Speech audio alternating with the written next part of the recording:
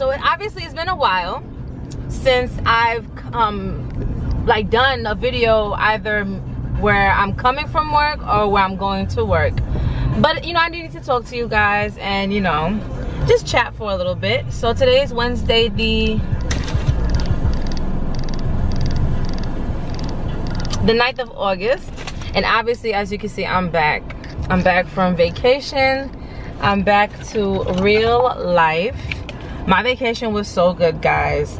If you haven't seen the videos preceding this, I went to St. Martin for 5 days 4 nights with a few of my friends, just because we needed a girls trip.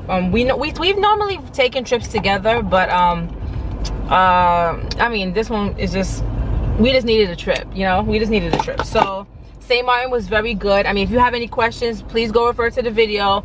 I tried to be as I tried to obviously have fun, but also tried to get footage and do a little mini review inside of the video series, because there's 2 parts, because it was too much for me to try to fit into one video, obviously. So you know, go check out the video, and if you have any questions, and if I'm not really as detailed as I thought I was, just, you know, leave some questions below and I'll just respond.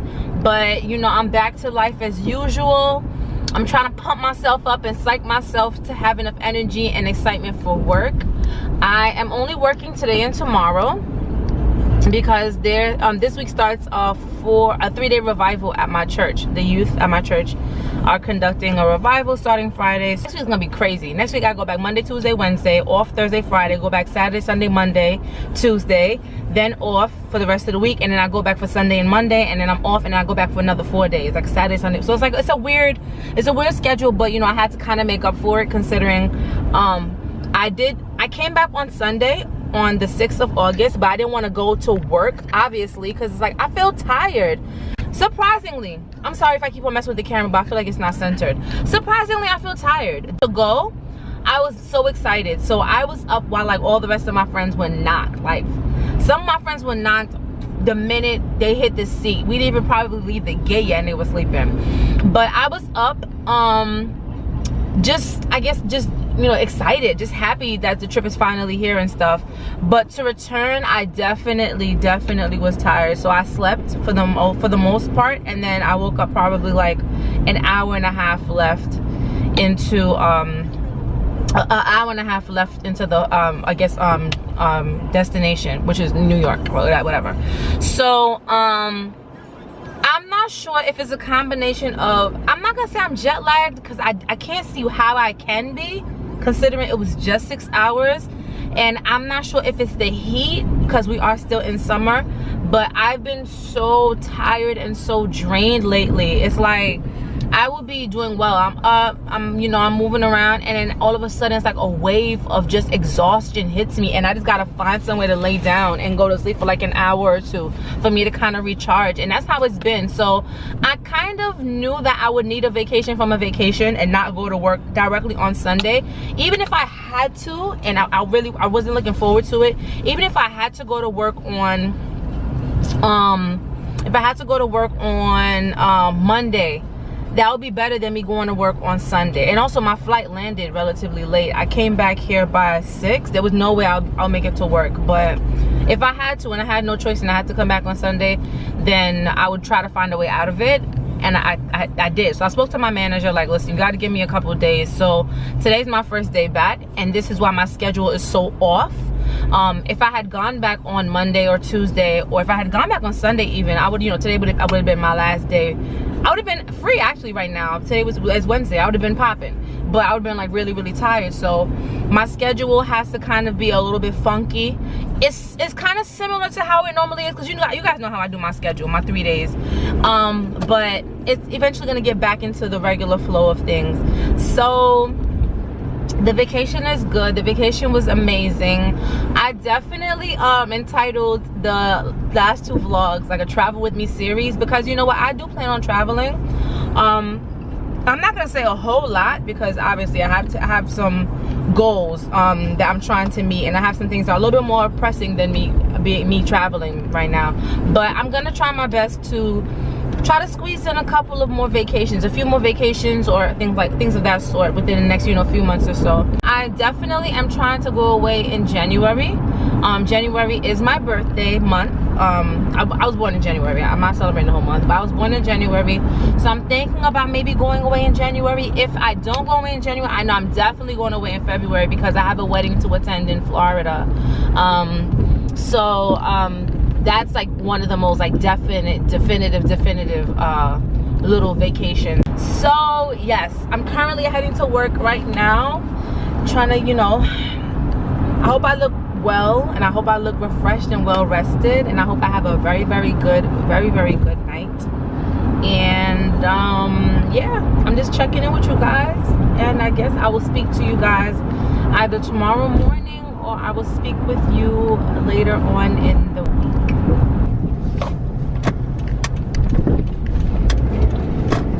Can they do that? All right guys, happy Friday. I came from work working last night. I came from work this morning. I came home this morning, got dressed real quick because I have a couple of errands to run, but first I have a breakfast date. But you know, I decided to turn on the camera because while I was coming home, I shared this story on my Insta story. And if you're not following me on Instagram, whatever, I would say follow me on Instagram. Like, I'm not trying to shamelessly plug it in, but I guess if you watch my Instagram story, you wouldn't have to listen to the story now, right? So anyhow, I as I mentioned in the vlog as I mentioned in the footage from Wednesday, that I was working 2 days this week. And this morning, as I was leaving, I endorsed to the nurse who's going to be taking over. And I also just say my goodbyes to my patient. It's a habit of mine. They try to promote this on the floor, but some people don't do it. But I try to let my patients know, you know, I'm gonna be coming back later on tonight, you know, if I'm working my 3 days, or I let them know, you know, it's been a pleasure, but I'm done for the week and I hope you get better, etc., etc. So I had this one patient who was admitted because she had COPD exacerbation. And if you're not into like the medical field, COPD exacerbation is kind of like a lung flare-up. It's similar to asthma, but it's like a little bit, it can be a little bit worse. Typically it's found in smokers. So this lady came with a really bad exacerbation of her COPD. She had gone to the ICU, she had gone to the ER, the ICU, and then she ended up on my floor in the step down unit, and that's where I was working for the past 2 nights. So, you know, I make my rounds to the rest of my patients. I let them know, you know, I'm not gonna be coming back tonight, take care. And upon me leaving, the lady says to me, thank you so much for being my nurse. And she basically was going on, going along the lines of saying, well, she did say, she said, you have, like, nobody has taken care of me the way that you did. And I mean, it wasn't like an emotional thing, like to where I almost started crying. But when I looked at her, and she looked at me with like all sincerity, and I truly believed what she was saying. Like, she wasn't saying this because she was trying to flatter me or trying to, I guess, give me some type of an esteem booster, but she really meant it. So it just brought me to the realization, not the realization, but it kind of just confirmed that I am in the field that I'm in for a reason. I know without a shadow of a doubt that God placed me where I'm at, and I am meant to be a nurse, you know? So I love what I do. Without a question, I love what I do. And of course, it's nice that, you know, what I do also pays.